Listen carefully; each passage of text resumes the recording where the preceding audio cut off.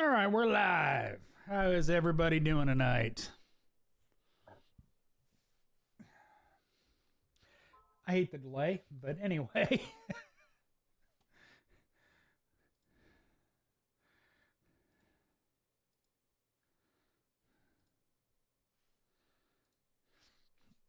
So we'll let some people get in here and we'll start discussing stuff.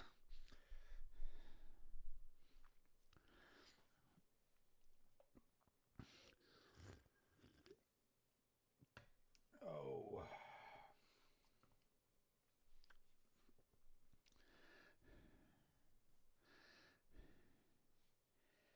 Jaybird, good to hear it, man.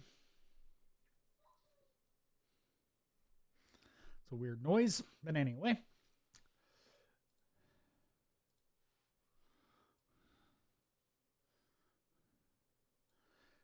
Put my chat up there. Vandy, thoughts on Sunix tool? They're good. They're obviously not going to be as good as Snap-on or something like that. But they're really good quality. Their warranty is top notch. You know, ADV tools from Matco are made by Sunix, their parent company. A lot of the stuff that is marketed Matco branded is made by the parent company of Sunix. So they do have really good tools. If you're not willing to spend Snap-on money or Matco USA money or, you know, Mac money, they're excellent tools. I use the ADV stuff a lot. Like all of my main Torx sockets are ADV, which the main ones weren't made by Sunix.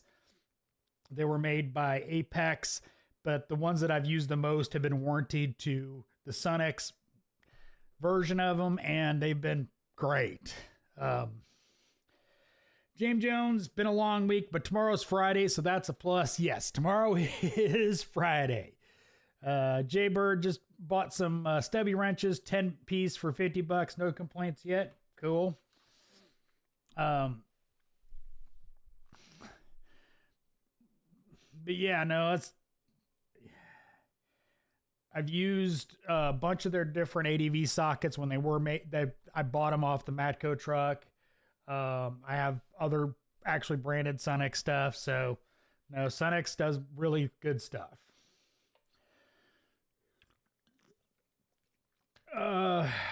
Yosep Kim, hey, FRM, do you have any Koken ratchets? I do not. My experience with Koken is relatively limited, but everything I have from Koken has been absolutely top notch. I know a lot of people do really like the Koken ratchets, but buying... I mean, let's be honest. I have ratchets that go back to Craftsman. I've got Snap-on ratchets. I've got a full set of Matco ratchets. You know, I've got the black anniversary Matco ratchet. I've got the Snap-on ultra long ratchet. It's just hard for me to justify buying another ratchet. But everything I've had... from Koken has been very good quality. So, you know, Japanese steel is famous. So, and not just for swords. Their tool steel is really, really top notch. Astro Pneumatics, their Astro Pneumatics taps for sure use Japanese steel. Their drill bits, I believe, but don't quote me on that. They're the ones that were I'm drawing a blank on them, but they're unibit like tip drill bits. They're actually made by Astro Pneumatic or for Astro Pneumatic. I don't know which. Those are made from Japanese steel from what I understand. Japanese steel is really good. Cornelius, I've got a decade on most of my Sunix Impacts. Great tools. Yep.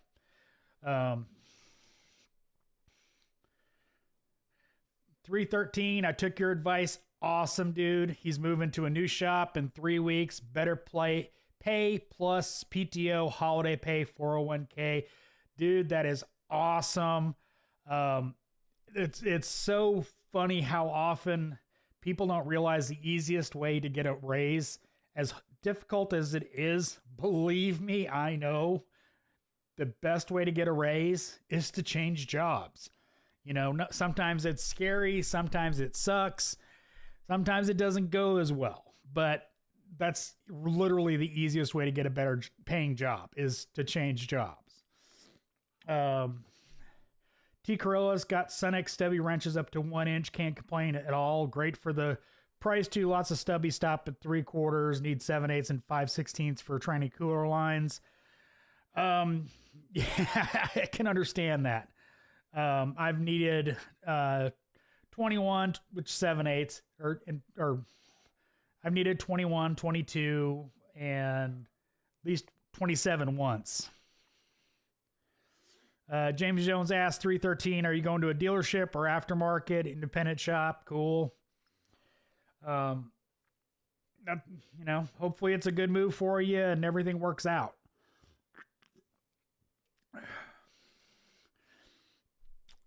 All right. Since we got a lull in the chat,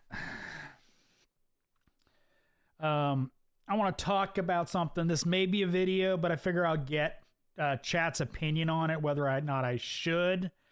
And that is talking about the trend of shops taking over the automotive social media, TikTok, YouTube. More and more shop owners are doing social media and basically forcing their employees to be in their videos. I don't know if forcing is the right word, but like, I'm going to pick on them because I know them, okay? I know Sherwood, Royalty Auto Service down in South Georgia. I know all those guys.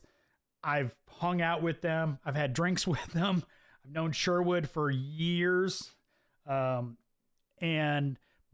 their guys are in their videos, and that seems to be more and more the trend. Now, some history, Ford Tech Make You Loco, he got told either stop doing YouTube or quit. He quit. I think Rain Man Ray had a similar situation. He wound up opening his own shop. Recently, some of the heavy duty guys probably know him. Adept Ape, which I've watched his channel for years. Funny dude, does Caterpillar engines, stuff like that. He specifically moved to a dealership and they knew he did YouTube. And he specifically in his contract said, I do YouTube, this is going to be okay. Recently they came out and said he can't do YouTube, so he wound up having to quit. And another example of this is the management or coaching group that my old boss is involved with, and he's a coach for. They have a policy that's in place, from what I've been told by a reputable source, that they want every shop that has anybody that does any sort of social media to immediately fire them. And so it's pushing the content creators that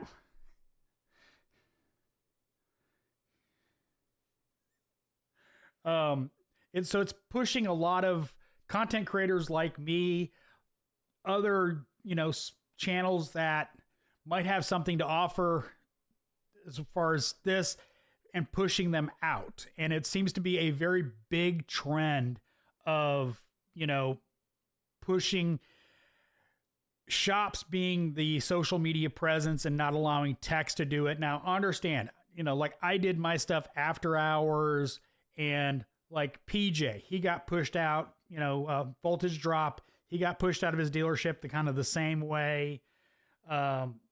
Cody kind of did the same thing along with some other things.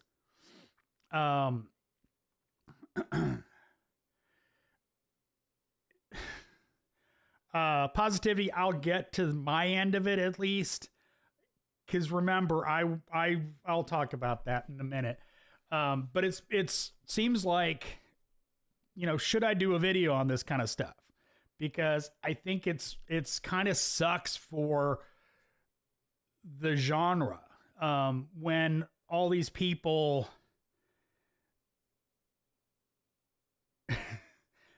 sorry, I was reading a comment, I'll get to it in a minute, but a lot of the content creator,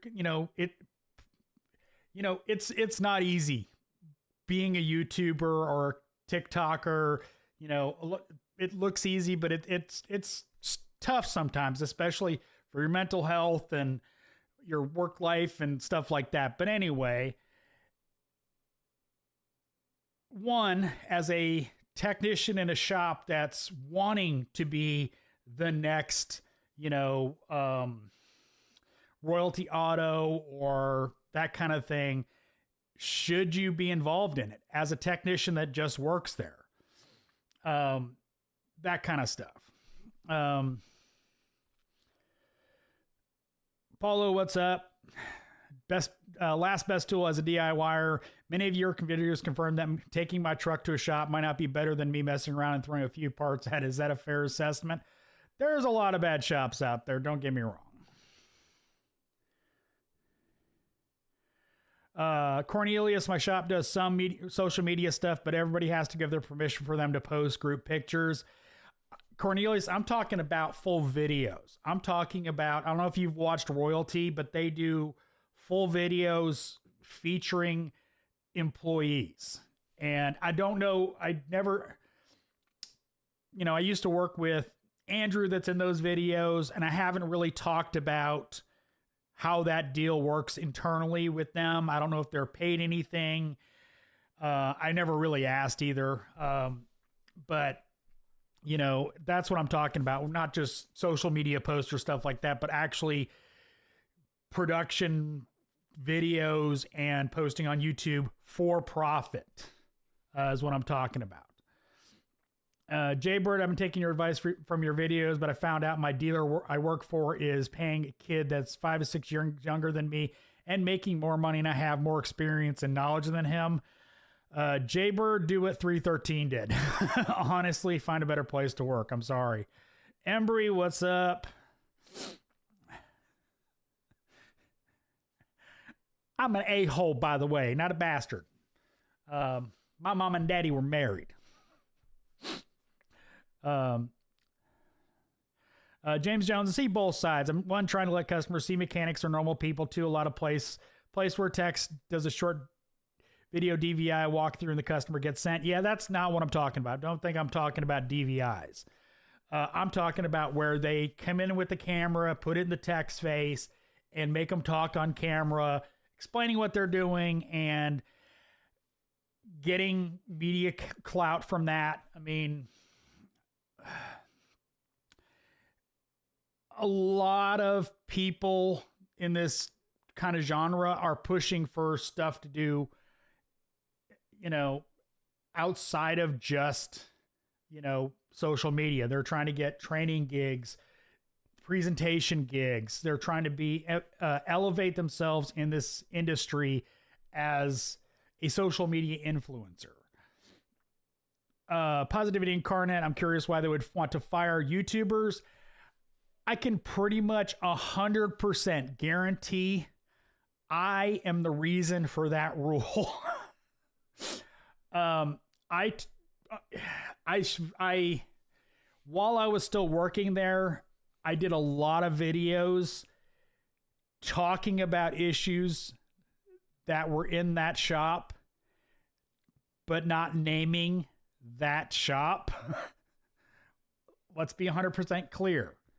I didn't name that what I was talking about was coming from the place I worked, but I did call out a bunch of that group's policies and plans and that kind of stuff, and they don't like that.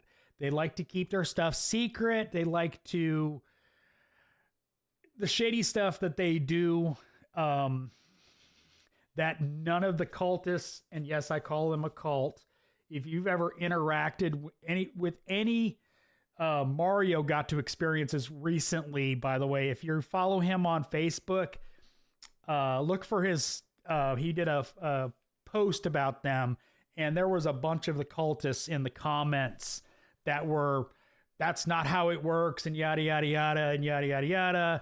They're very cult-like. But anyway, that's why, is they don't want any dissension of their program, and they can see that will easily happen with somebody that's not getting treated right. James Jones, do you think that personal life and hobbies should be limited due to the place you work? One of the reasons why I set up this studio was to not have to produce videos in the shop. Not because of heat or any of that stuff. I could see the writing on the wall. I didn't see it well enough, but I could see the writing on the wall.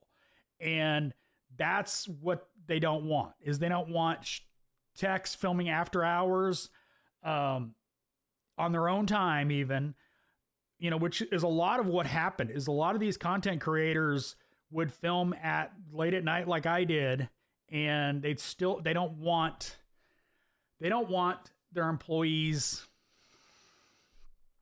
Okay, this is a theory, but they don't want their employees to gain anything out of their job other than what they get from the job.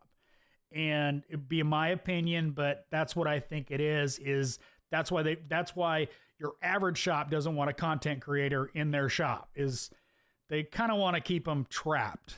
And, you know, and us going out there and producing content kind of puts a kibosh in that. Um,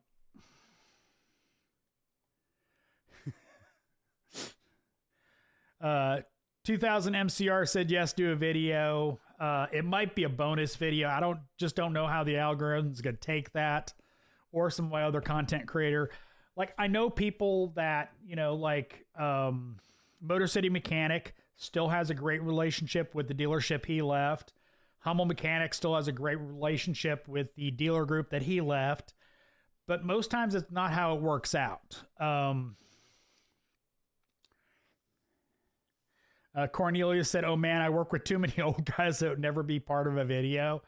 Yeah, it's just, I kind of wonder how that would work really in anybody's.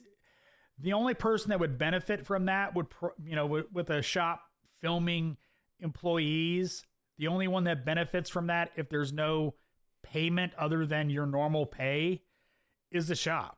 And that's kind of a problem I have. Joseph Kim, how would you handle working with a toxic coworker that you don't want to associate with? It really depends on your situation of how you have to interact with them. As Vandy says, limit your communications to when you have to talk to him.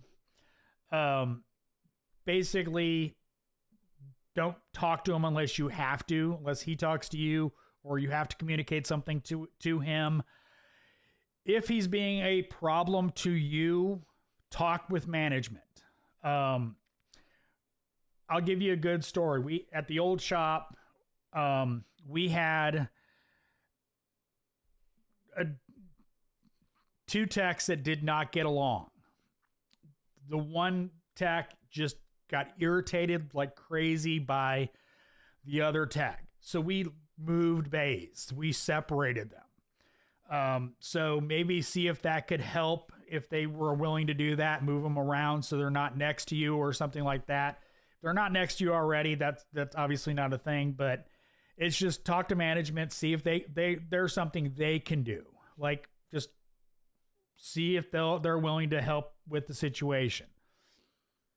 T-Bird, thank you, sir. I'm currently trying to get out. I love working on vehicles, but it's driving me insane trying to do something different. I'm going to work on a car as a hobby, and that tech also out in his 2 weeks. Damn. Tell it to us, Mike. Embry, what are we referring to? I talked about a lot of stuff. Charles Downstown, the lead tech at my CB, became a foreman on Monday. He walked me through a timing belt job on a Honda Odyssey yesterday. We installed the original belt. I told him I had to stay late. Well, I mean, good he's walking you through it. Roller Coaster Line Productions, employees after hours are a liability. True, but there's ways to mitigate that. Plus, the shop's getting free work out of them. So technically, if they are working on a customer's vehicle after hours, not their own personal vehicle, or if that vehicle is currently has a ticket, they would be covered under workman's comp, and they would be covered under the company insurance if anything happened to the vehicle or the employee, as long as they were it's not an hourly situation where they have to clock in and out. That might cause some issues. Charles Johnstone, I did it 2.5 hours and left at 8:20 the next day. I'm working doing an oil change, and he was joking too hard. We were messing around, but he calls me a baby, and I was upset because I worked hard to get that job done right. Now he wants me fired. That's been 4 days. He came up to me to assert dominance, etc. I wouldn't back down. I was upset. That sucks.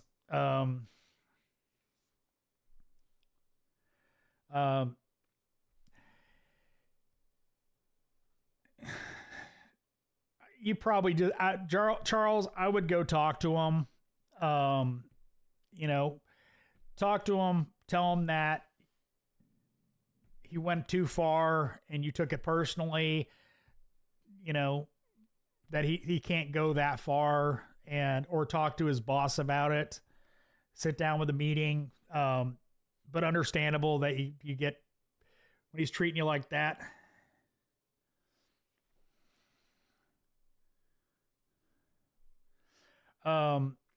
Rich, I haven't seen you make fun of customers, but others have. I cringe when I see that on YouTube in a shop. Could be one reason. I can understand that. And I can understand making sure that the technician not wear company uniforms while doing videos, that there's no indication of what the shop is. I did a lot of that to mitigate my exposure to the shop. It still got out where I worked, which is one of the reasons why I will not let where I work out come out now. But it could be a reason, but there,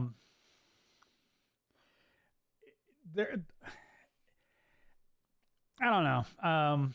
It just seems really odd that all these shop owners are coming out of the woodwork to start YouTube channels when they have businesses to run, and they're running around with a camera filming YouTube videos instead of working on their businesses, which every shop owner says they're supposed to be doing. Ah, damn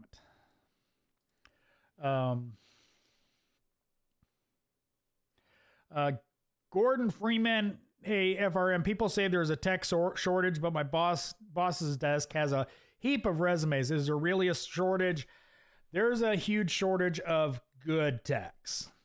You have to remember something.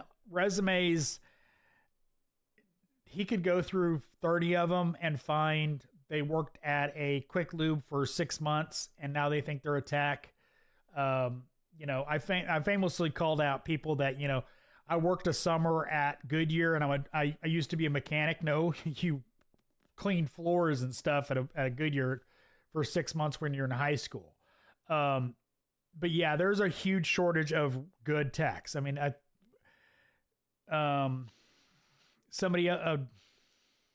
Jay Bird's talking about getting out of the industry. There's lots of techs leaving this industry because of poor treatment. poor pay, poor treatment, etc. Troy Lerner, in my shop, there's a profit share bonus based on the performance of the whole shop. If social media helps the shop, it's cool. If social media helps one tech and not the others, not okay. See, that's another thing, is if they focus on one tech and they pay him, it might cause some other problems.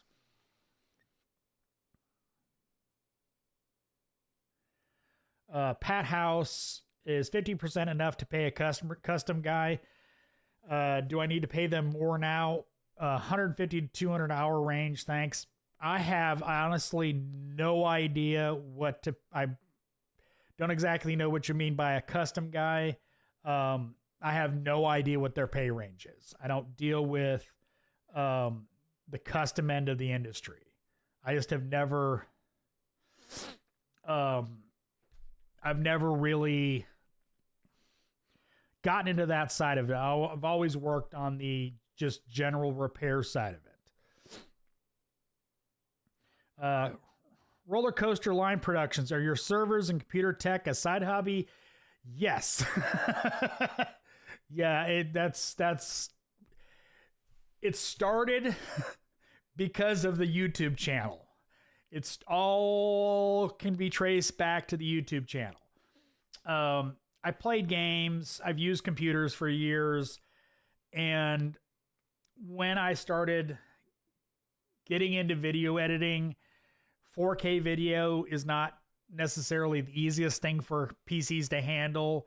You know, I originally started with a Dell laptop. That did not work out, so I had to get a more powerful laptop, and then I wound up getting a custom-built PC, and then I built a water-cooled PC, built my wife a computer, built my son a PC, built my daughter a PC, built myself another water-cooled gaming PC, streaming PC, and also in that time, I built a storage server for YouTube, because I've got like 25 terabytes of video stored and out of a 50 terabyte server, and then editing server for footage to store on.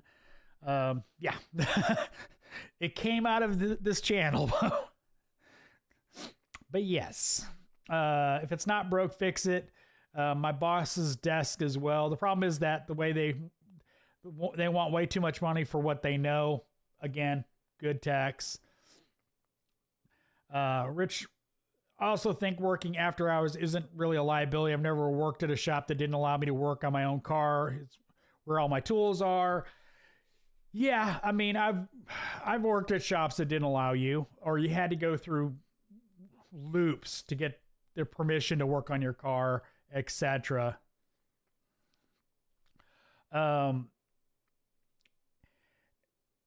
There is liability. There is liability with having especially in an hourly shop where you're not clocked in.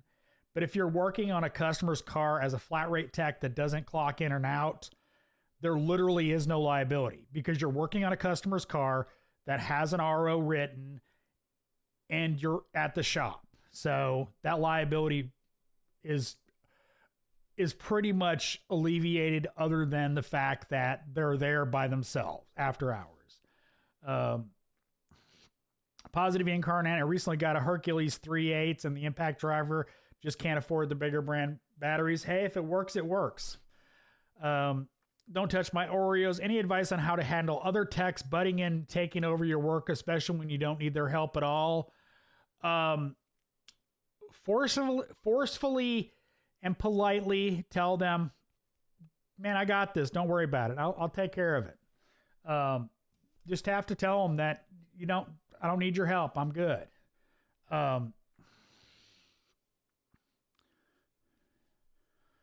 Roller Coaster Productions, found you because I use and love Unraid too. Yeah, it sucks their new policy about subscriptions, but yeah, I do love Unraid. Chewy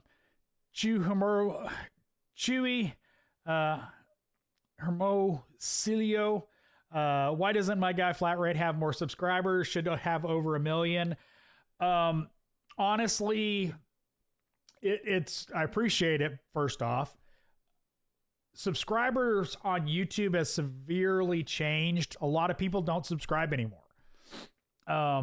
It's just simply the fact that people don't subscribe anymore as much, and so channels grow slower because of subscriptions on the subscription side of it.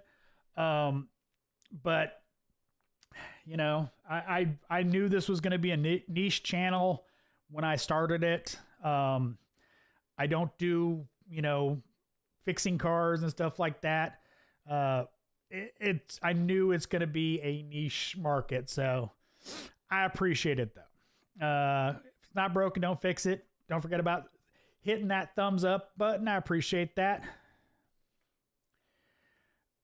James Jones, what would you recommend for a work laptop? Needs to be able to handle factory scan tools and Pico without issues. A gaming laptop. I honestly, this hurts me to say this. Intel, simply because some programs do not like AMD. My gaming PC, my editing PC, my unrated server all run AMD. So, but there's several programs that do not work well with AMD processors in a laptop. HP Tuners is, I believe, one. But look at an Intel gaming PC, a gaming laptop. Asus, I've had good luck with their gaming laptops. Falcon Northwest has some good stuff as well. They use the same ODM as Corsair laptops, which is another more expensive, not Corsair, but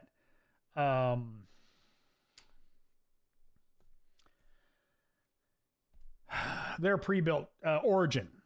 I guess they market it under Corsair and Origin, but Asus, do not go with Dell or HP gaming laptops. They come with so damn much bloatware. I swear it takes you like an hour and a half to uninstall every bit of crap they install on their laptops and PCs. Asus is pretty good about not having a bunch of bloatware.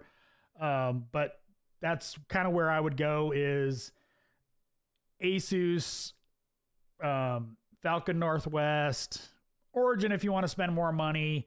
Lots of RAM. Get as much RAM as you can. Big battery, gaming laptop, decent GPU. You're going to want a discrete GPU. Gaming laptops always have discrete GPUs. That's where I would go. Lots of RAM, Intel, Asus, Falcon Northwest.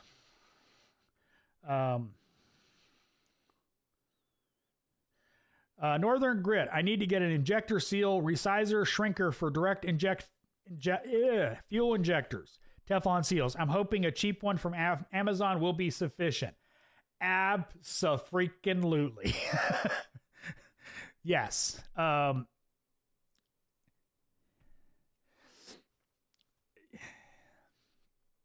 The cheap ones, it literally just expands it and then shrinks it back down. They don't have to be super precise. I've used the bargain ones for GM. 9 times out of 10, my Volkswagen one will work for most seals. There's a GM model that has 2 seals, so you have to have a special tool to get the first seal on. But yeah, it's just buy them on Amazon. You're fine.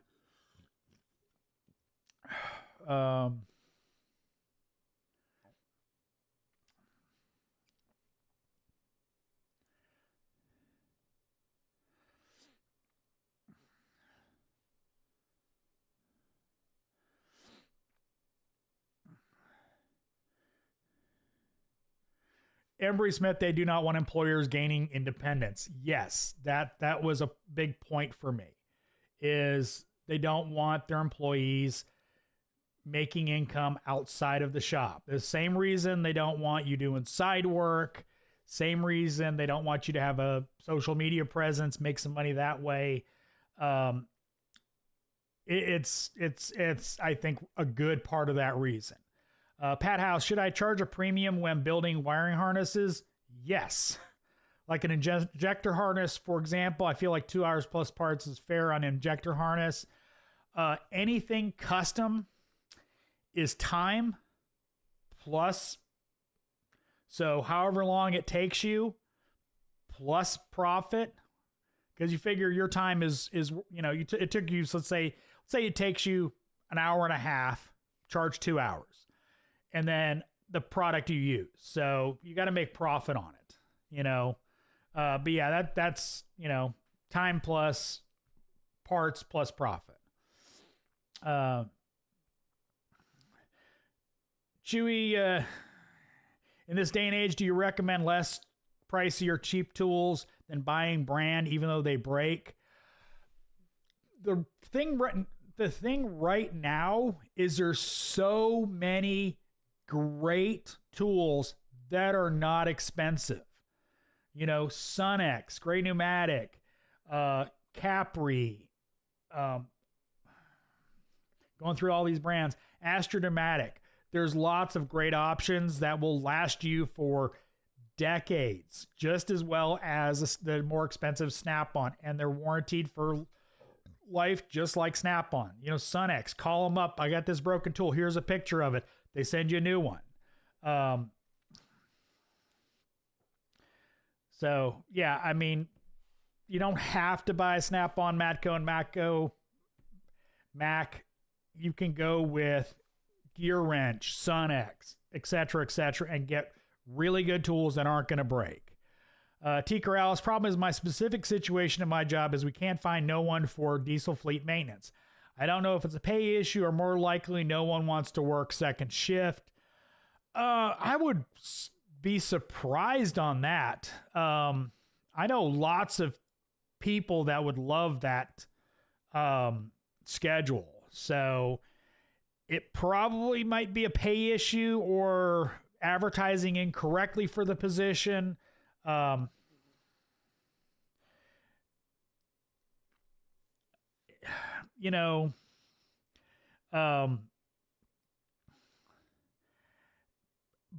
it's conjecture at my point. Evan, it seems like you prefer Windows over Mac and Android over iPhone. I owned a iPhone V2. Second generation iPhone. I still own an iPad original. I think that's Gen 3, I think. But no, I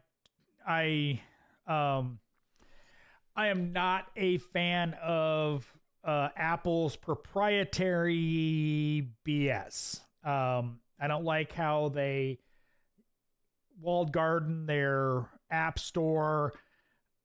There's lots of stuff that I don't like. Plus, their pricing on some of their stuff, their M2 and M3 chips, M1 chips are freaking amazing. But then their storage costs are ridiculous. $400 for a terabyte of storage. I can understand, because their memory on the M2 and M3 chips are soldered, not installed, but you get an Mac Mini and you can't, there's an open port to put a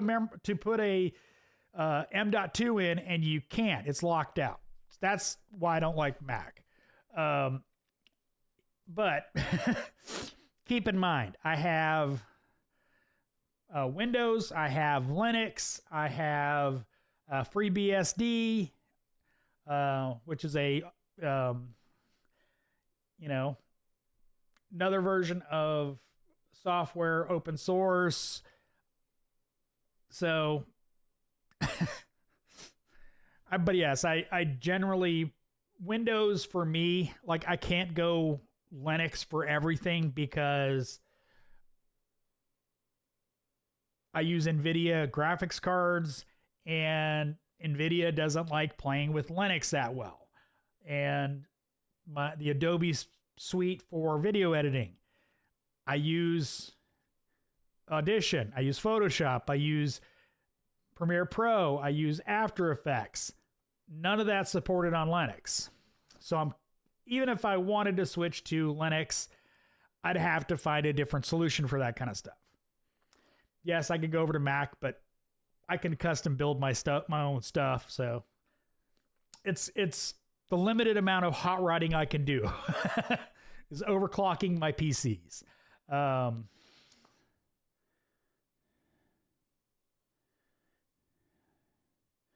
Positive Incarnate, where do you find attachments for die grinders? Just got an angle one and a straight one and want to make one a cutter and the other for cleaning.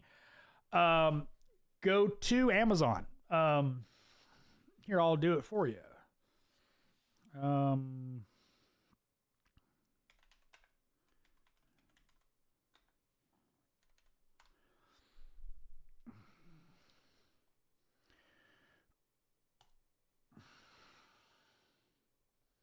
Like here's die grinder for a cutoff wheel at Harbor Freight.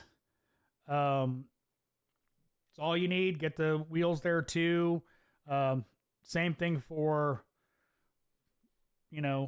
roll-lock discs if you want those. You just get them on Amazon. Just die grinder attachments. Easy peasy. But yeah, you can buy them on Amazon. You can get them on the tool truck. They're all over the place.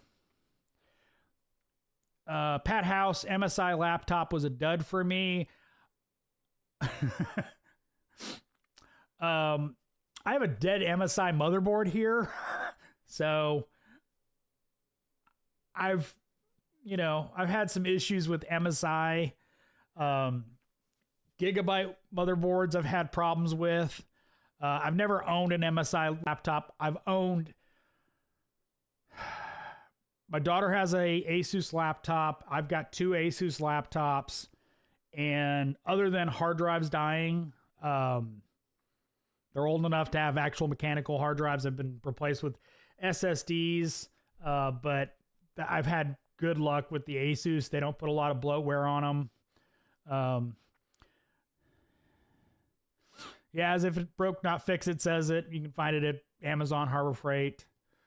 Hurt Train, would you pick? What would you pick? What would you pick? The Air Hammer, Matco, or Snap-on? Honestly, whichever one you can get a better deal on. Power-wise, they're very, very similar. And I'm talking the premium Snap-on, the premium Matco. Power-wise, they're very close to each other. So whichever one you can get a better deal on. Honestly, I use both my Snap-on and my Matco. Both my Snap-on and my Matco interchangeably. Basically, I keep one bit on one chuck, one bit on the other, and then I swap out whichever one I've got out or whatever. And I use them constantly together. Positive Incarnate. So yeah, either one you can get on the best deal. Positive Incarnate, especially the side piece to cover around a cutoff wheel so sparks don't fly in my face. I usually position myself, so safety glasses, get your safety squints on. I usually position myself so that I'm not in the flight of the sparks or if the wheel disintegrates. Because yes, I've had many death wheel on me. Embry Smith, I was up to 4 employees once, spent my time as a nursemaid and mediator, make just as much with just one guy now. It's funny how that happens. Yeah, as a manager, I've had to push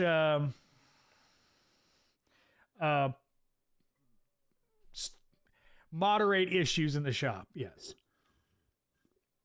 Rich Thumb, we'll find better techs coming from UTI in Houston or local community college, but never Wyoming Tech or UTI Phoenix. When kids ask about school, I don't really have a suggestion for them. Well, Send him to Scanner Danner School up in PA. Humble Mechanics from UTI. Andrew over at Royalty is trained at UTI Chicago. Humble Mechanic was UTI Chicago. Bam Bam at the Old Shop, UTI in Orlando. And then I knew a bunch of techs that went to Chattahoochee Tech here in Georgia. It's really about what the person puts into it. You know, and it's like with any education, you can have some of the you know, smartest people in the world go to school, but if they don't apply themselves and study and learn, they're not going to pick up jack. And the same comes from a tech school. You know, you figure UTI and Phoenix and Houston and Phoenix have the same curriculum. You know, it's a unified teaching program. So that means either the instructors at one of those places sucks, you know, universally their entire staff sucks, or, which is possible, don't get me wrong, or the people you're seeing out of that UTI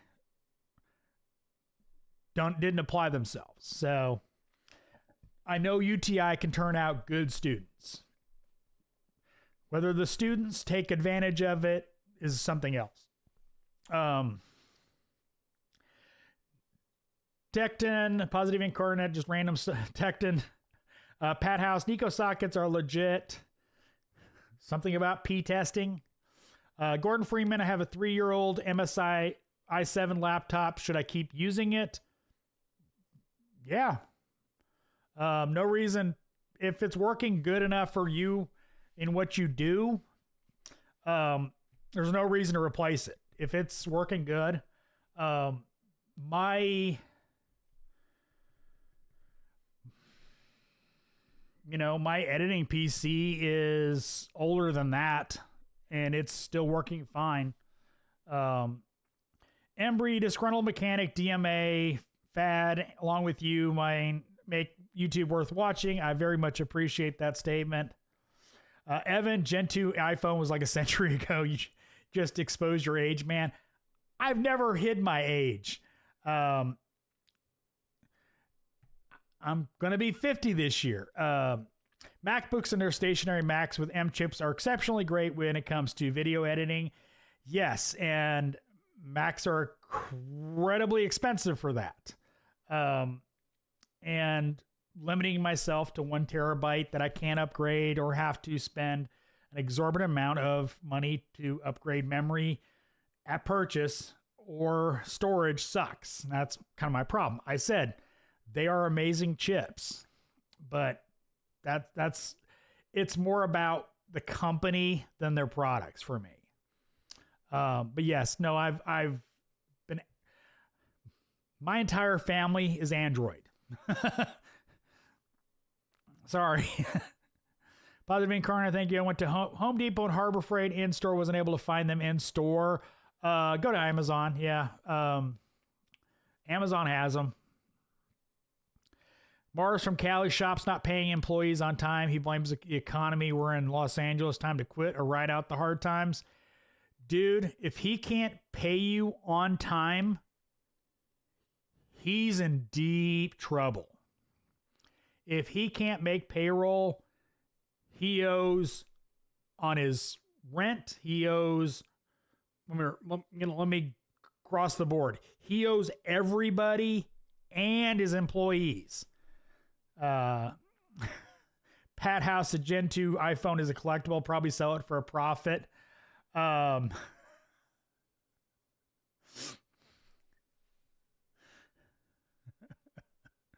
I don't have the Gen 2 iPhone anymore. I still have my iPod, which I want to say is Gen 3, but don't quote me on that. Battery is toast.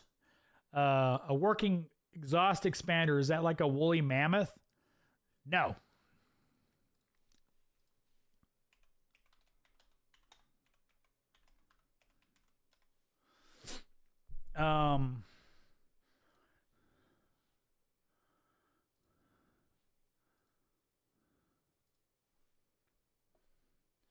about at Harbor Freight for $149.99.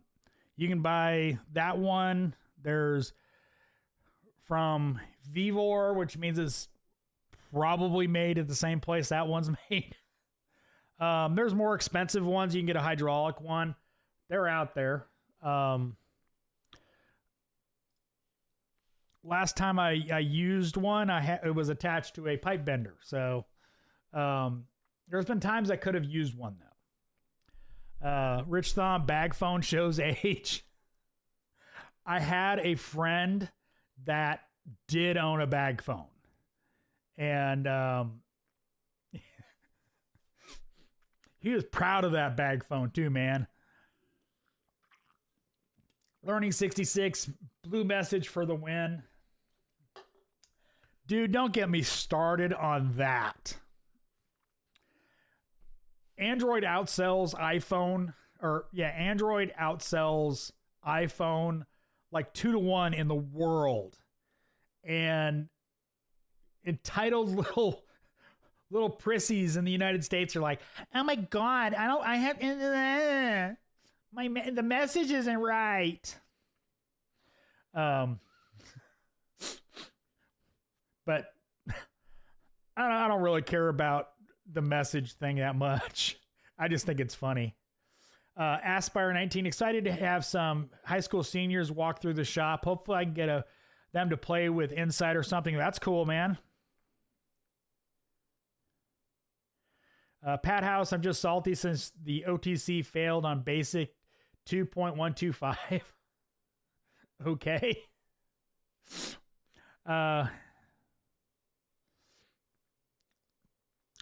Evan, what do you think about tablet-based scopes like the MSIG and Hanatech comparing to Pico with a laptop? Both of those are... The Pico's going to beat them in every way, spec-wise, response time, etc.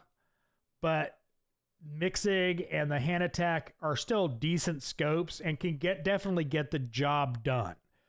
But when it comes to, sample rates, and the software, Pico's just better. But you can definitely diagnose cars with the Hanatech or the Mixig. Pablo Montoya. Been watching for years. Your videos helped me through my apprenticeship, and now I'm a licensed mechanic in Canada. Awesome. I'm glad I could help.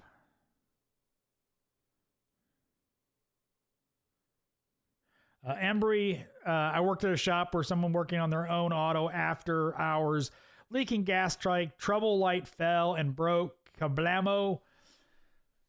Yeah, that was a long time ago, wasn't it? I assume they mean an incandescent bulb. Have not had that happen. Working after hours on customer cars or my own stuff either. So, but yeah, it's just like working on any car. You got to be careful. Aspire had a few mornings where I was on route and had a tablet, HP laptop, driver's phone, and my phone all going. The middle school kids were all curious. LOL. Pat House, do you use a 120 volt MIG? I have. I don't currently own a MIG welder. I can stick weld and I can MIG weld. I have never in my life touched a TIG torch. Definitely a skill I would love to learn is to TIG weld. But I've welded under 120, 220, in MIG. I've never done wireless or gasless MIG. I've always done actual MIG. But yes, I can weld.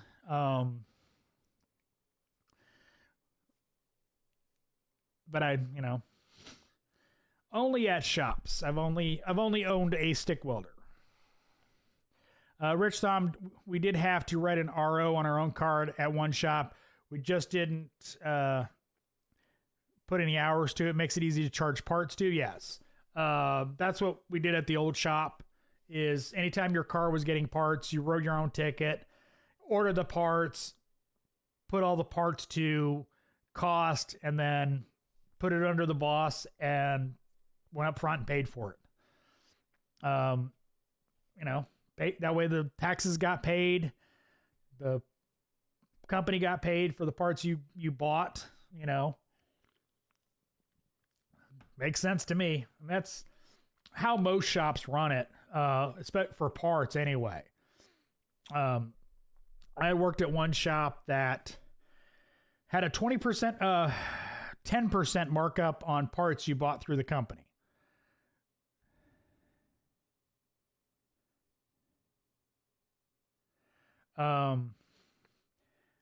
Which kind of sucked. Not like paying the company profit for basically selling you free parts. Selling you parts, you know.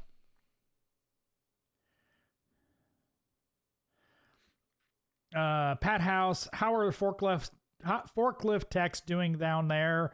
Up here, they steal from auto shops. It's more cushy. I haven't looked too heavily at, I assumed what you meant, Pat. I have not looked,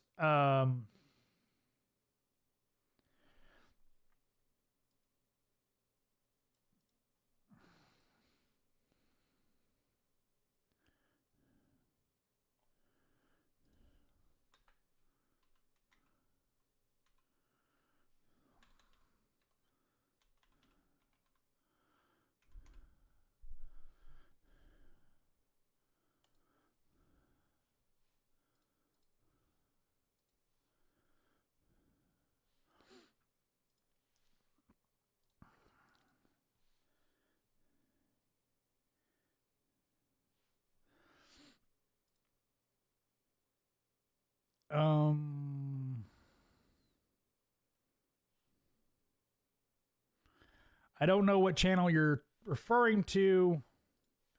Embry,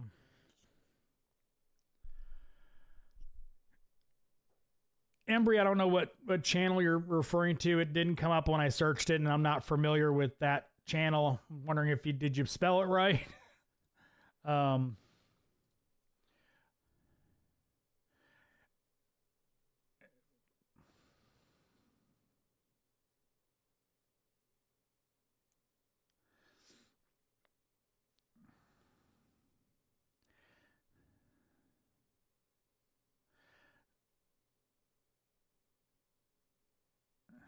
Yeah, Learning 66, that was, there was a post about in one of the groups I'm in about, and it was surprising how many shops did not let techs work on their own vehicles, not even their wife's kids, no, their own vehicles in the shop. It's like, that kind of sucks. You know, why can't, that's where my tools are, damn it. Embry,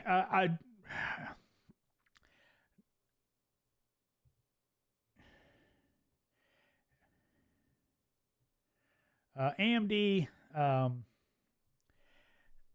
cool that your dad worked there. I give them lots of money.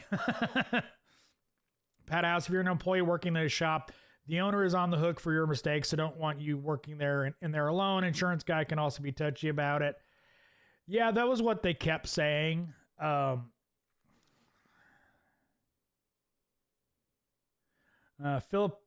Felipe, I've seen a guy get fired for using air for his tire. Really? That's kind of crazy. Yeah, Pat, I get it, you know, insurance and liability and yada, yada, yada, but it's still kind of crazy that, you know, they're so worried about liability, but yet they have the tech working there.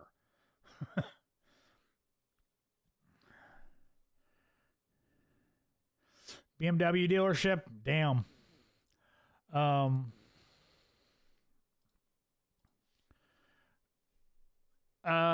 Here, Train, do you like snap-on cordless brushless ratchet compared to the Milwaukee? I I'm not a big fan of Snap-on's electric tools in general. I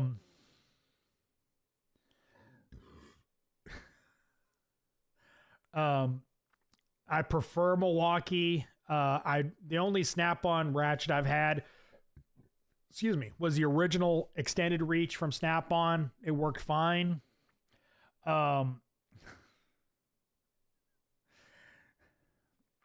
JC, do you use Snap-on screwdrivers on your PC and servers?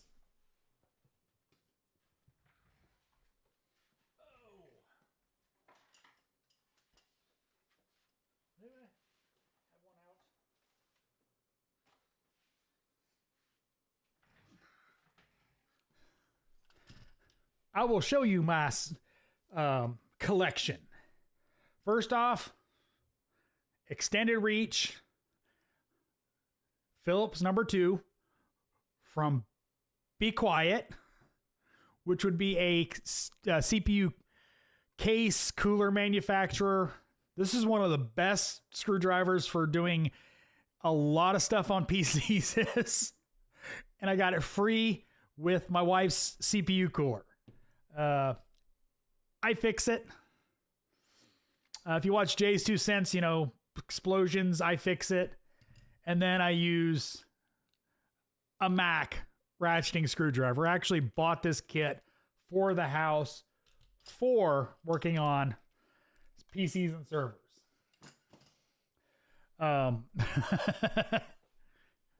Raymond, what's up?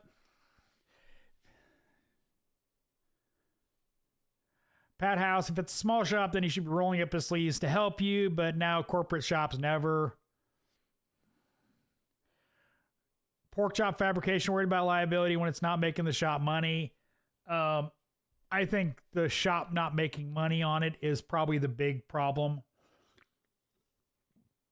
Is, you know,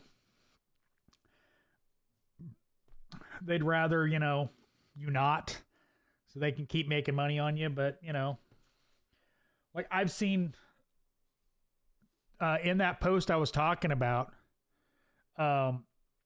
they actually make their employees pay labor. Like, let's say your starter goes out and you have to put a starter in, and they'll make them pay labor to put their own starter in, along with buying the starter. That was crazy. Like, I literally probably would have called 2 tow trucks, one for my car, one for my toolbox. But anyway, Raymond says Milwaukee has stronger cordless power tools. Not necessarily stronger, I think better. I mean, after all, Snap-on stole Milwaukee's battery technology and had to pay a huge fine for stealing their power supply, their technology. Rich Thumb, iFixit toolkits are pretty good for electronics. It's kind of like bicycles, buy park tools, tools of the trade. Yes. Yeah. And it comes with a lot of different things that traditionally tools designed for the automotive side of it that you don't have. You know, really, really, really small screws, you know, like, you know, Phillips 0, Phillips 1. Not a lot of companies make those and put them in a ratcheting screwdriver kit. And up until the quick latch SSDs required a 0 Phillips.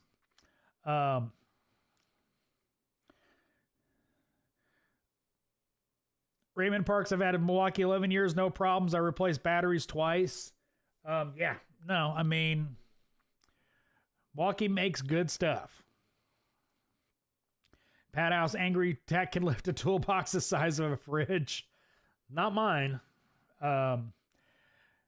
Maygoose, in my shop's front-end work and alignment tech, my shop has, I assume you mean BJP1 ball joint press that I use. Do you think it's worth it for me to buy Matco's Shelly's BJ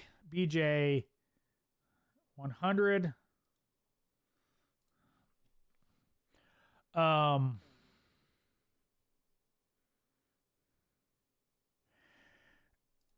If you are having problems getting ball joints out, by the way, I wanted to make sure that was the correct one, not the OTC one. If you're having issues getting ball joints out with the snap-on one, then yes, the amount of pressing power that one gives is considerably higher than the snap-on one.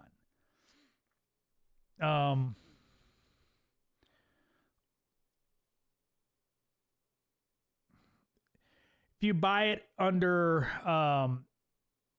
the Sheckley name, it's $829.95 through Auto Tool World.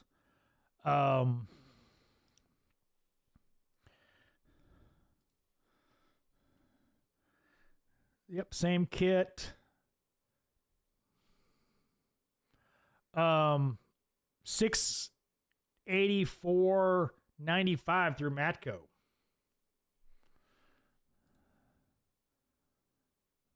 Oh, that is literally only set details.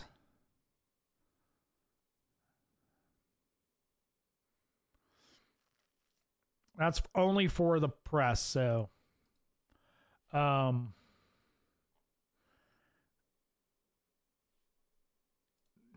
the one I talked about is the small kit. So, but yeah, the reason you would buy that kit is exactly, some dodges are a pain. That's where that one will blow the snap-on out of the water. It's a pain to set up, just like a traditional old OTC ball joint, because it basically uses the same kind of adapters. But the pressing power is freaking phenomenal. I wanted so bad to buy that press and to test it, but I could never justify it, or would have never had an application that would really require that setup, because I didn't work on heavy duty stuff that much.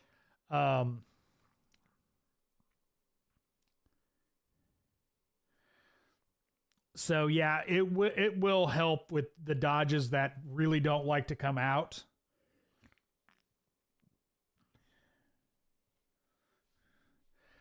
It will make those easier. Like I said, setup's going to be a bigger pain in the butt, but it'll pretty much just push that bitch out. You know what I'm saying? Embry, I've used Astro for 40 years. I've used a OTC that I bought in 06 for forever, until the Matco OTC one got sent to me. I don't, primarily what I work on doesn't have a lot of press-in ball joints anymore. So ball joints were a very, Raymond recommends lube. Yes. Lube the threads. But yeah, I just could never justify it, because I don't do enough ball joints. Just testing the Matco one was kind of a pain, simply because I just don't do that many press-in ball joints. You know, trucks are about all I really, every now and then, Hondas, but they've kind of gone away from, replacing a ball joint to control arms. Pork chop fabrication. Have you ever had to deal with a tech that doesn't admit to his mistakes? If so, how do you handle it?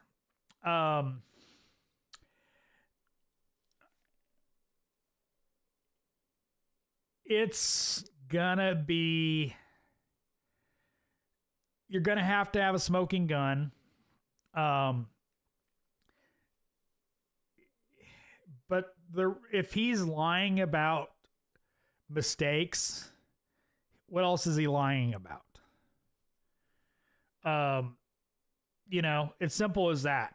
Chances are, if he's lying, I don't know your shop situation, but if mistakes are just dealt with, i.e., techs aren't berated about it, aren't,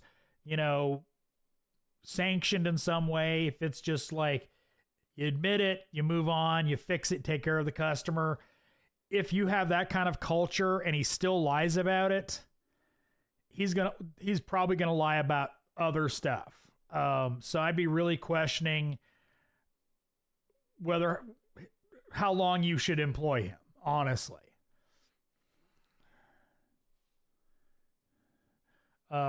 Honestly, because if trust me, I can't tell you how many times I walked up front and said, I broke this. I need this. I broke it. Let's go. And depending on the shop I worked at, sometimes it was, oh my God, versus, okay, we'll get it ordered. It just depends on culture, but you still have to go up there and deal with it. Pat House says I quiet fire him. Evan, would you still be a tech if you were 20? Yes. Yeah, I still enjoy working on cars. My path probably would have been a little, different today than it was, God, almost 30 years ago. But yeah, I still do a whole channel dedicated to young technicians coming into this industry. So yes, I still would. Quick Tool Junkie, that press is a pain in the... It weighs like 30 pounds. I get dodges out with a snap-on. Depends on your rust situation and etc. I said the setup's going to be a pain. I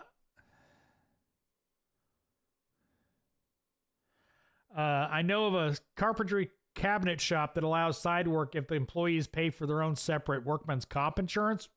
That's interesting. Raymond, best way, positive enforcement. Our shop doesn't tolerate put downs. Yeah, no, I mean, it's like, okay, please don't do that again. We'll get it fixed. We'll get it ordered. Take care of it. Rich Thom, I use a 10-ton Porta Power for most spring pins, kingpin presses, and ball joints. Made by my own frame. Works like a shop press, but on a truck. That's cool. I actually have a Snap-on kingpin press. Used a handful of times. I've used the adapters more than I actually used the press to press out kingpins. I've used it on 2 vehicles. Pat House, in my opinion, I would have taken auto body first, then tech. I took some auto body classes. Ain't for me. I do not have the patience for auto body. Period. Tick, tick, tick, tick. No. No. I can paint vehicles. I actually used to paint vehicles a good bit, but the rest of the stuff, somebody else has got to do the prep and all that.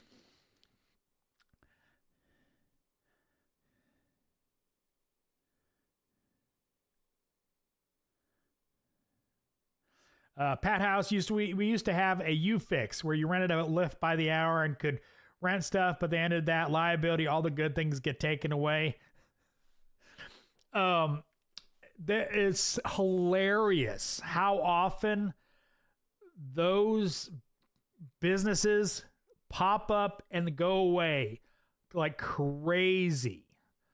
Because the liability of some unknown random working on a lift in your building, the insurance is just off the chart compared to just a regular auto repair shop where you have known people that can drive, known people that work there, et cetera, with experience, and they all die. They all get just destroyed by the costs. Louis Cordon,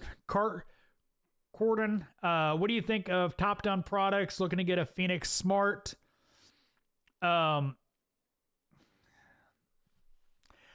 It's launch products. They make it's all launch software. I personally use a launch scan tool all the time.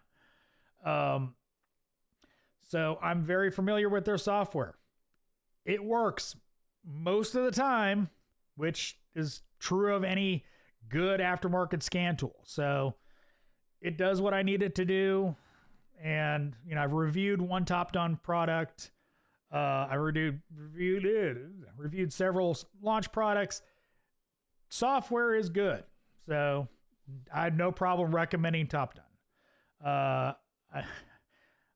Pat House, I assume you meant I don't mind the grind. Pork chop, I'm primarily fabrication, but tech work pays more. Now starting to dabble in AG work. Never been flat rate, and AG and heavy duty still hourly. Yep. Looking to add AG if you're around farm country. I'm not around farm country.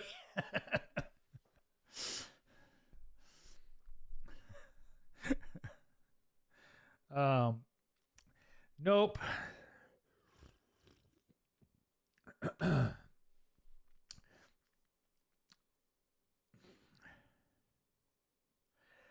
Embry Harbor Freight for sure, I assume. Jason Kong, can you suggest a good brake bleeder?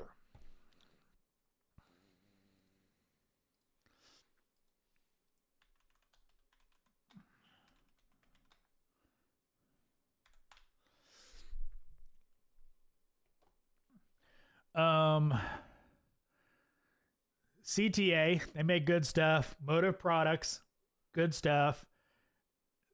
Don't get the vacuum one. They you want pressurized at the master cylinder. So, MidiVac also, yeah, this one right here. Not that one. MidiVac makes a good one. Motive Products, also good. I've used that one. Get the adapters you need and just pressurize the master cylinder, open bleeder valves in the correct order. Boom, done. Easy. I prefer the machines, either the BG machine or the BrakeVac 2. If you're buying it for a shop, but that's a good for a tech. That's what I suggest for a tech. The MidiVac or the other one, the Motive Products. Google pressurized brake bleeder and you'll find them.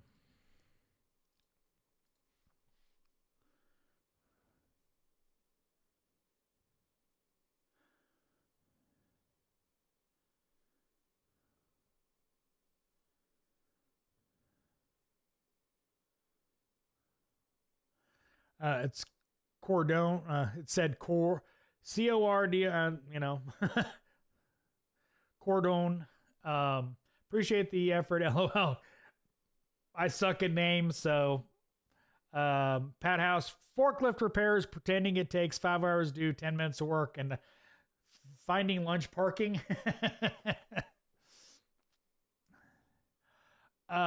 Luis Cordon, do you use BG products at your job? Do you think they're good? Primarily, they are not. Let me rephrase that. They are primarily wallet flushing. Let me tell you a little bit of history about me. During my life, I've been a regional sales manager for 2 companies, one of which was Motorvac Products, which makes transmission, power steering, various fluid flushing equipment and chemicals. And then I worked for Challenger Lifts as their regional sales manager. During my time there, I got to deal with a lot of the engineering on the chemicals themselves. I also had a customer here in Atlanta that was also a chemical manufacturer. Do you know what BG? You know what BG 44K is?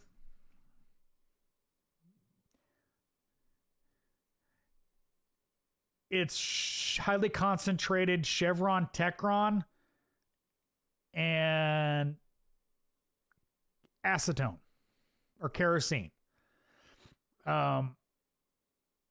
Really good product.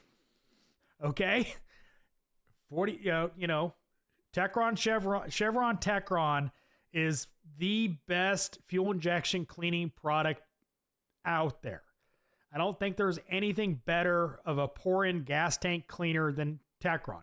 And they use a lot of it in that product. So it's a good product. Do I think the average consumer should be putting that in their gas tank? No. There's no real good reason for it unless they have a drivability problem. And it might cure a gummy fuel injector on a conventional injected engine. Chances are they could do the exact same thing with just going to a top tier gas station and using high quality fuel. Their transmission cleaner used to be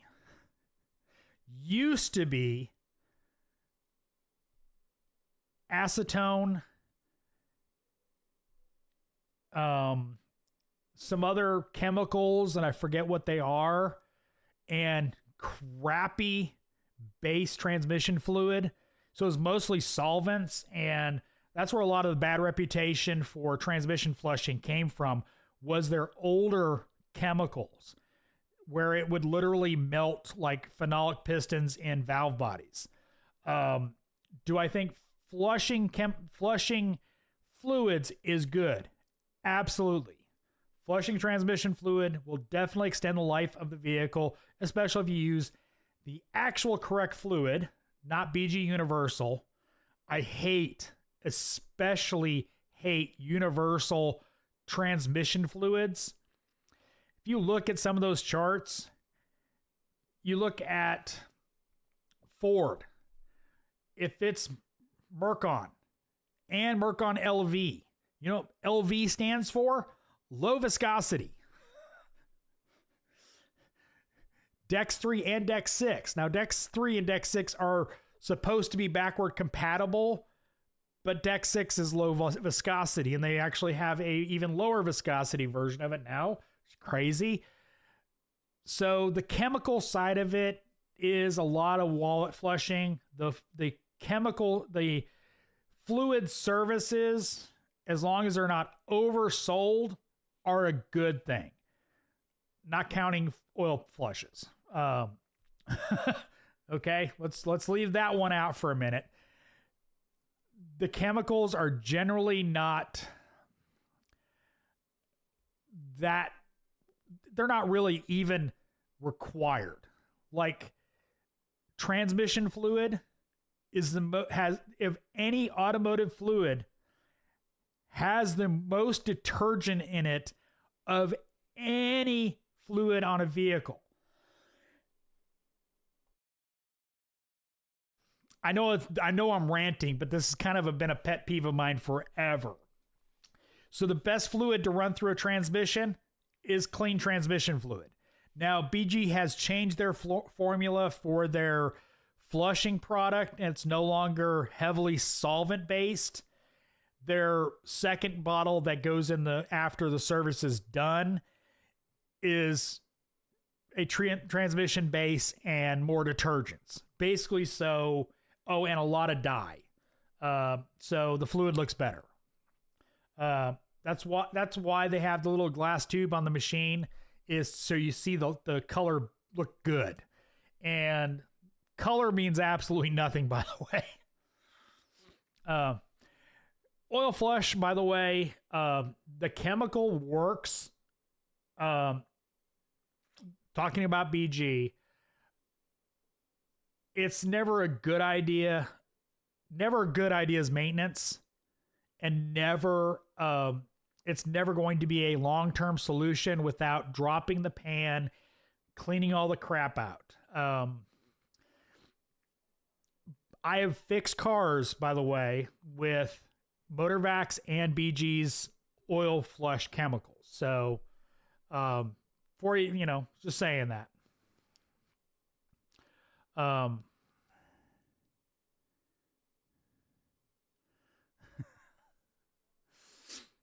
Anyway.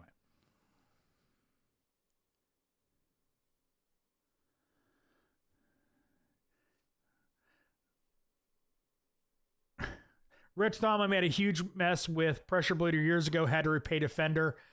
I have definitely had to clean up some message with bad cap mountings.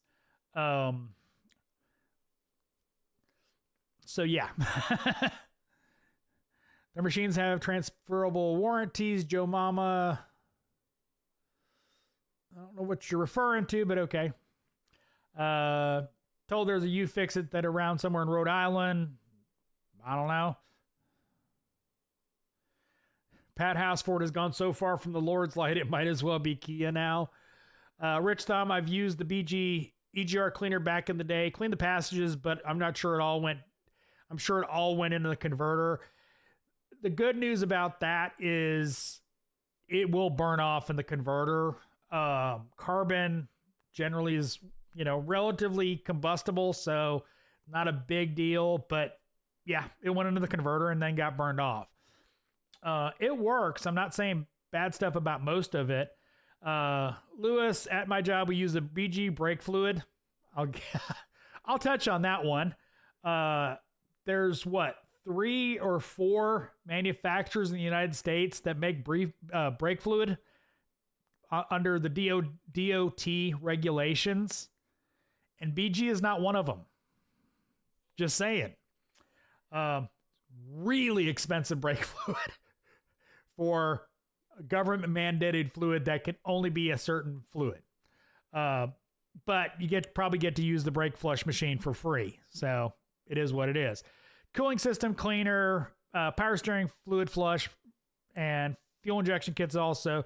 And dude, the thing I hate about my job is we use the stupid universal Kendall. I hate that. It is I hate universal coolant and universal transmission fluid is my 2 biggest pet peeves about this industry. I have not done any research. I have 100% stolen everything I've learned from a automotive trainer named Kevin McCartney. I believe that's how you say his name. He's done a bunch of stuff on IATN back in the day. He's an awesome guy for fluid chemicals and that kind of stuff in the industry. But he's taught me a lot about oils and stuff like that. But you can't have one base, you can't have a coolant with silicon, without borat, with borat. Universal doesn't exist in coolant and transmission fluids. And just they can't. Side rant about flushing, I know, but it's more about the chemicals more than the fluids. Caesar Caterpillar Tech here had to buy a 2 5/8 wrench today. Probably never use it again. I actually own a 2 5/8 inch wrench. Oddly enough. Pat House flush your money down the drain.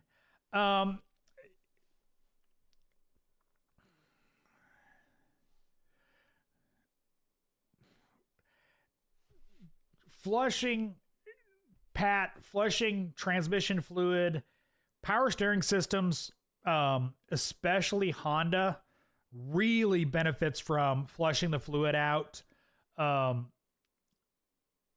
So I'm a firm believer in fluid exchanges. Generally not a big fan of the chemicals, just transmission fluid, just power steering fluid. The problem is the overselling of those services. You know, selling a transmission service, you know, on my wife's Equinox every 30,000 miles is crazy. You know, a full fluid flush, meaning hook up the machine, flush the fluid out every 30K is just ridiculous. And that's what BG pushes. Coolant services, 30K on a coolant that lasts 100K on a Toyota, and you're going to want me to put some universal BS in it? No. Also, we use the EPR service kits. Pat House, brake bleeding, prefer to suck on them than blow into them. You're going to learn that pressure bleeding is really important for later model vehicles. On several, it's required if you touch the ABS module. If you disconnect an ABS line, you're going to need a pressure bleeder. It's literally in the service information. And without a pressure bleeder, trust me, I've tried, you will not get the air out. Lewis, trans fluid apparently goes in everything. I'd be so skeptical about it. Yes, especially in Euros. Definitely. All I do on my cars and family cars side work is always OEM fluid. I only use OEM. Or the World Pack ODM of the fluid. Like Asian cars, I'll use Intermezzo and that kind of stuff. Intermezzo. Those brands. Rich Thumb Cat House Techs always look so happy when I go there. Seriously, all my big wrenches are clutch or garage sale proto. All my big wrenches are Napa. Pat House, I vote drain and replace, not a pressurized machine. The BG machine, let me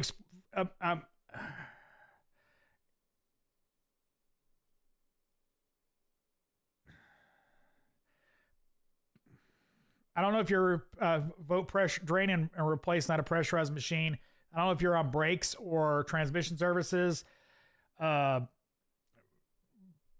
Brakes, you touch an ABS module, you're probably going to need a pressure bleeder because you will really have to. You're not getting it out by bench bleeding. Trust, or letting it drain. You're not. Trust me. Transmission services. No machine actually pressurizes. Every machine out there, the BG machine literally has a diaphragm. When you turn the valve, the old transmission pushes against a diaphragm. It pushes fluid out at the same pressure and rate that it comes in. It's just a separate bladder that pushes it out. And once it reaches capacity or empties the tank, it bypasses. Transtech machine for motor vac. It measured pressure and flow and returned pressure and flow at the same rate. It used a pump on that case, but it regulated it to exactly what it would receive.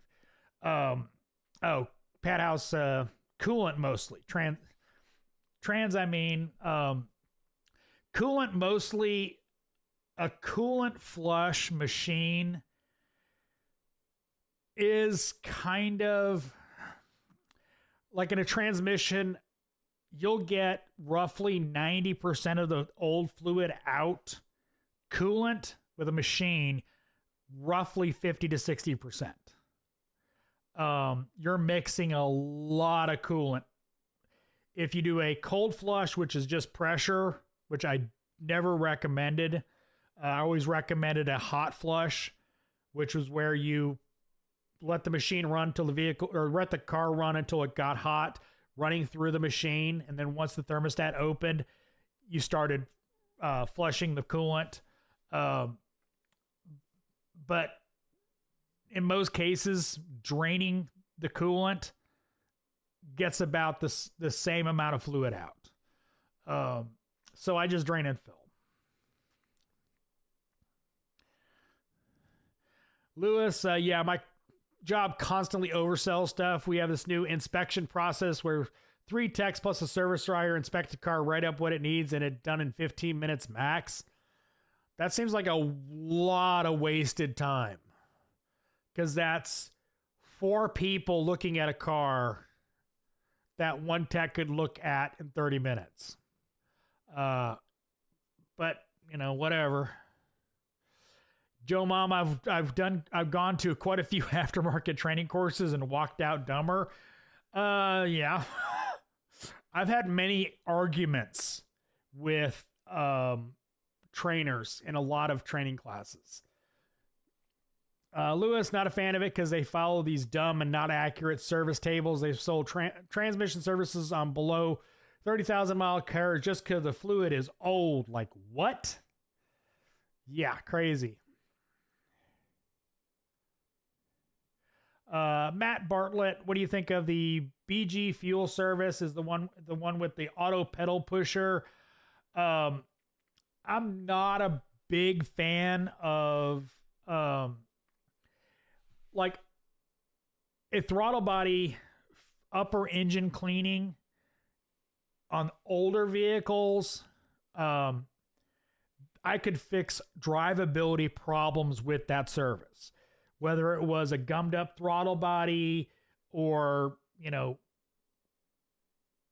gunk in the intake. Remember, with active PCV valves, there was a good bit of buildup on valves, not like direct injection.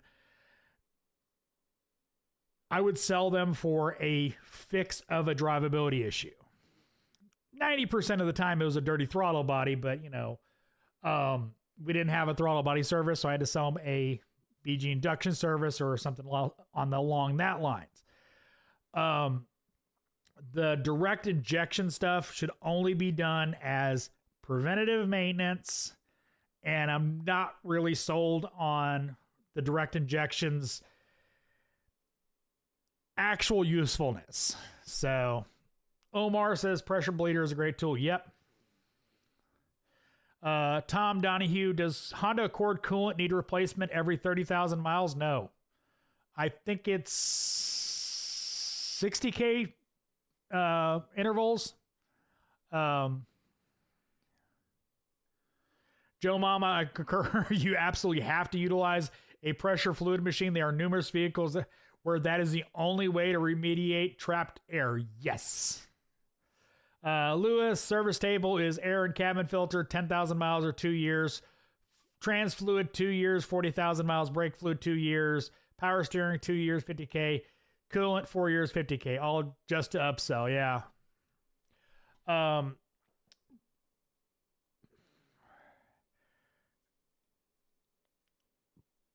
I hate this right here.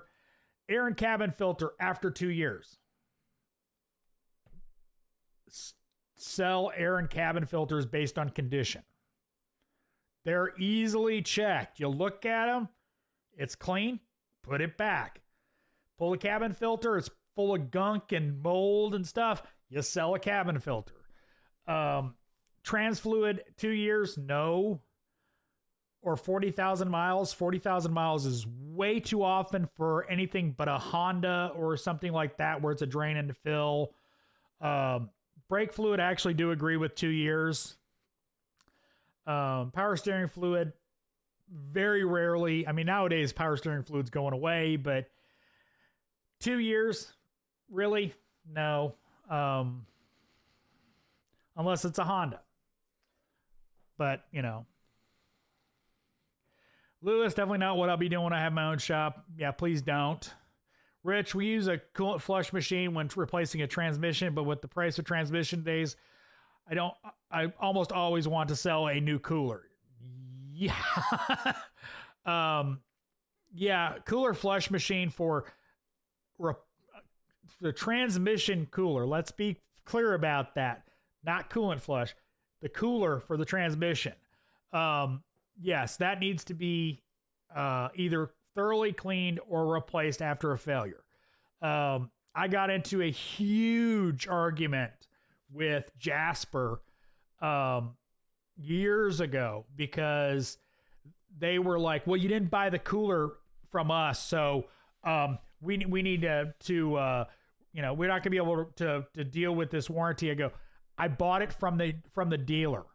I replaced the cooler, the hoses, put your transmission in, and it defaults to limp mode. It's your problem.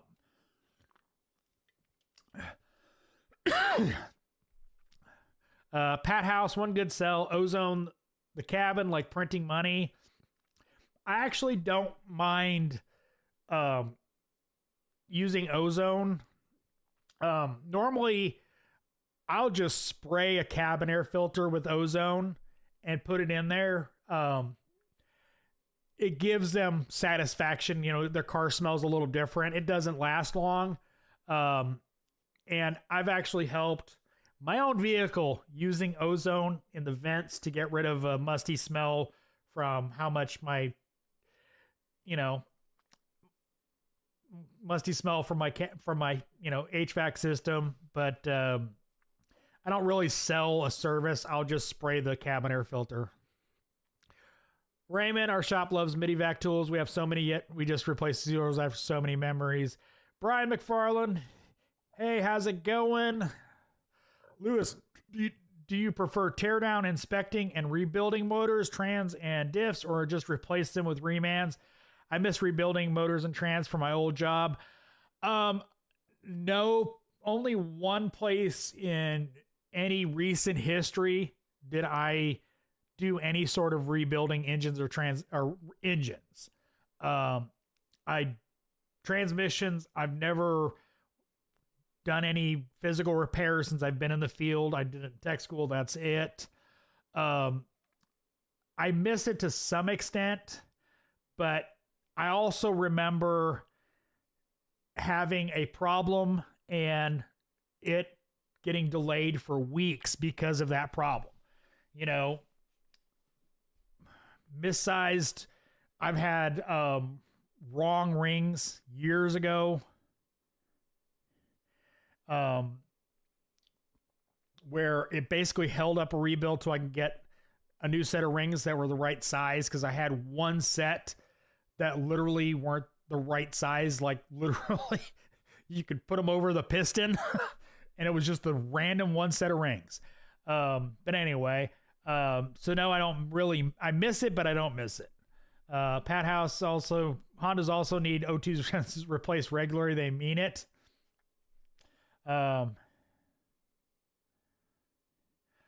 Positivity Incarnate, do you have any books or resources you'd recommend so I can better understand CAN bus and vehicle communication systems?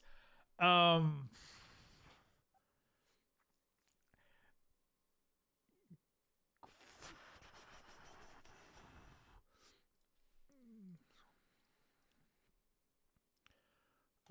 let's see here.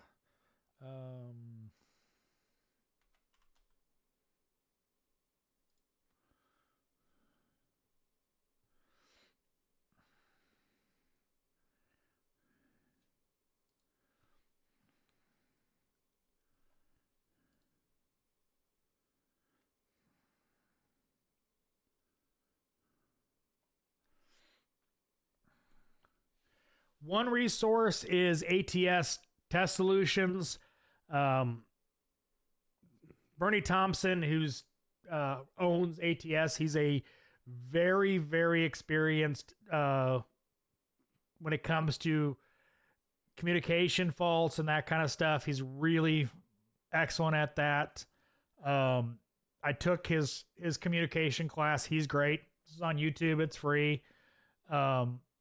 He's great.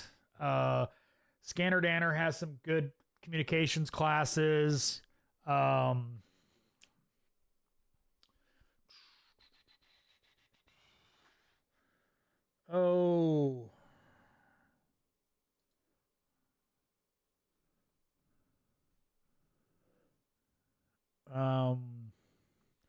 God, now I can't remember.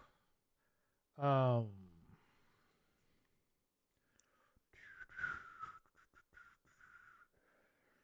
I guess you're getting to see Practical Mechanic has some good stuff.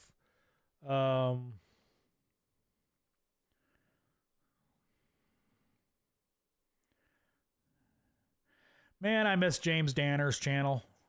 Seeing him every now and then on Scanner Danner just did the same.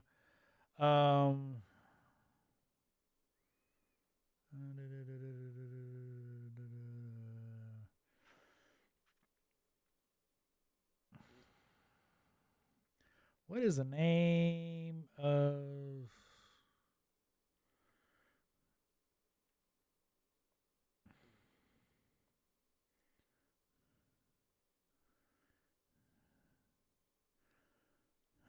GoTech. GoTech. That's who I was thinking of. GoTech also has some good videos on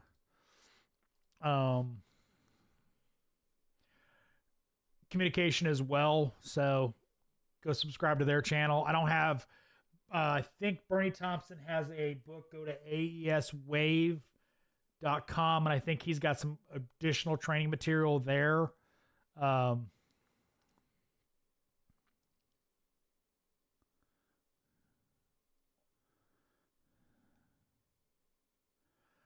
Yeah. Lewis, you're a good dude for not screwing around people.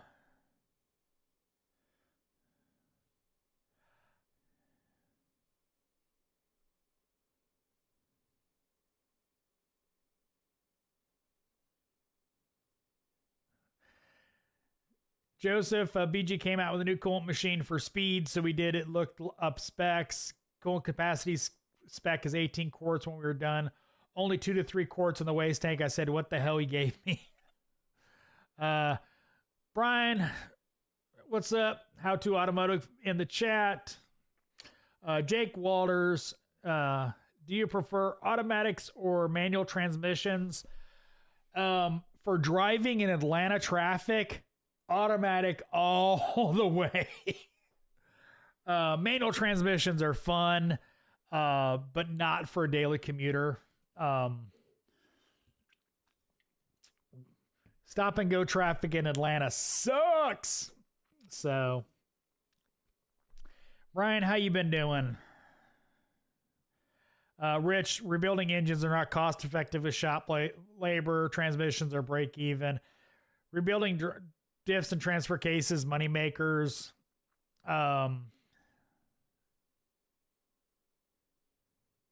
Raymond, Lewis, some service writers have lack of education of vehicles. Service writers all about selling. Yep. Lewis, to take my engine repair ASE Saturday. Already have electric brakes, suspension, HVAC, missing performance, auto manual transmission. Any tips? Read the questions really carefully.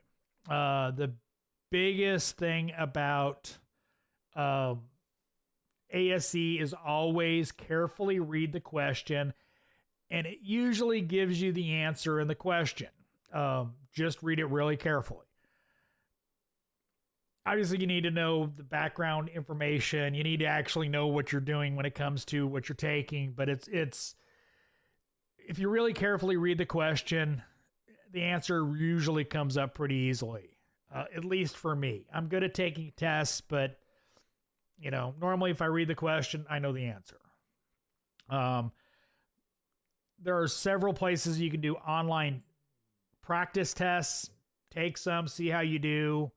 They're not always right, though. Raymond, our shop doesn't tolerate upselling. There's a difference between selling needed repairs or needed services and just wallet flushing. I have no problem, upselling a brake job when they're almost metal to metal versus selling a flush just because I need more hours. Coexist, manual transmission is better than... That's a no-brainer. Not when you're sitting in bumper-to-bumper traffic in Atlanta. Ray, what's up? Jake Waters, I prefer manuals even when I lived in Sacramento. Should have phrased the question, what do you prefer working on? I generally don't care what kind of transmission it is. You know, clutches are easy in most cases, not minis. But, you know, they're not, you know, I don't really mind either way. So,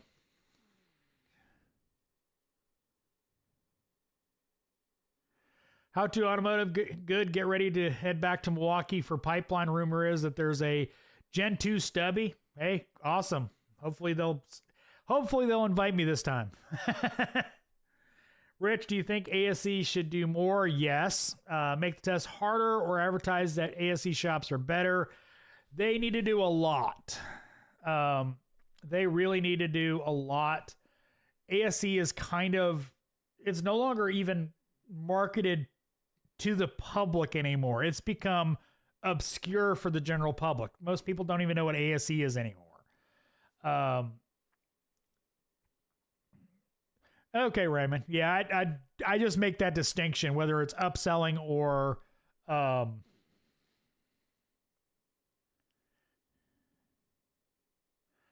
you know.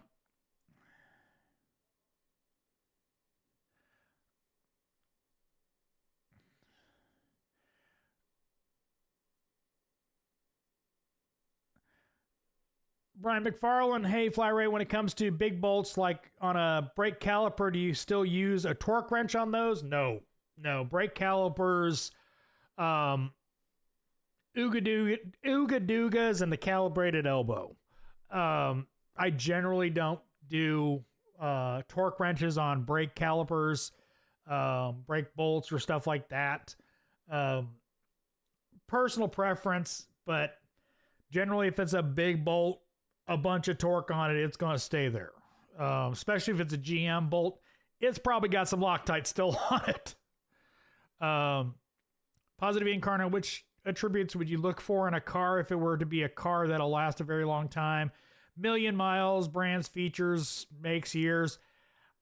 I doubt at this point very many cars that are actively being made are going to make 1 million miles. Reliability has been severely hurt. So I don't think that's even in the cards anymore. Coexist. Any opinions on the dealership monopoly on getting hired? I don't know what you mean by dealership's monopoly on getting hired.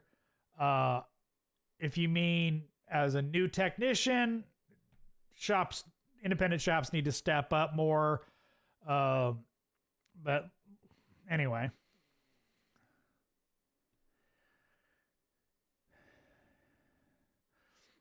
Lewis, thanks for the tips. Trying to have master status before I turn 24 in December. Awesome. Good luck. You don't need L1 for master. L1 is above master, just FYI. Dad's Garage Diagnostic Specialist. I have only met one customer ever that asked me about my ASE certifications. Yeah, that's sad. When I got my ASEs long time ago, the first time, it was known. It was status to be an ASE technician. It was status. Not just for the shop, for the general public. It was a thing to have that patch on your arm. And now nobody cares. On the general side, and really even in the shops anymore, which that's really bad for our industry.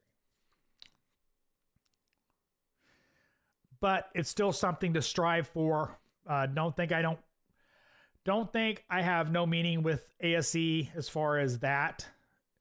It shows dedication to this industry, and it does require skill to pass the test. I'm merely speaking about how it's perceived in the world.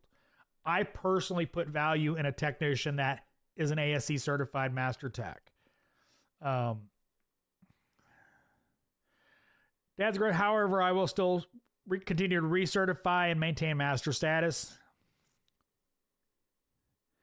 Is selling that vehicle doesn't need. Yeah, no, yeah, if you don't need, if the car doesn't, you know, I've got a video coming out Monday and I talk about slow times and I preach about you can't sell something a car doesn't need. And, you know, you gotta be looking the car over and seeing what that car needs, not just going for your paycheck or for the shop's, you know, income, et cetera, et cetera. You got to sell what the vehicle needs. Only dealerships are hiring in the Northeast. Northeast sucks for auto repairs. I don't know what it is about the Northeast. Pay in a lot of areas sucks. I don't know. I don't know about that. That one customer that cared about ASC was a nutcase. It's Lewis. It sucks because nobody cares anymore or even knows what it is. I'm in the only one in my shop certified and the youngest. Yeah, like I said, I value a technician that goes and gets their ASCs because it shows dedication to the industry. So don't think that I don't think it has meaning. I think it has meaning. I think, unfortunately, a lot of the industry and the consumer just doesn't even remember it. James Jones, back to BG products. Have you ever used BG engine oil restore flush? Supposed to fix things like rings, I think. I have actually fixed a car. I fixed a Volkswagen or Audi B5 and a half with a oil sludge issue, and another vehicle that also had an oil sludge issue, like verifiable. The BMW went from rattling on startup on the rear chains and a oil light that kept coming on. The oil screen was clear, by the way. It just was internally blocked inside the engine where it got up to the sensor. It did fix that. And another car, I don't remember what it was. The Audi actually does have a TSB from BG on the 1.8 for specifically that use. Yeah, James Jones, you replace all the motor oil with that stuff. You let it run. You flush it out. You change the oil, change the filter, change it again. If the engine actually needs it, yeah, that's if it actually needs it. It's not a maintenance thing, and the price of it is definitely not a maintenance thing.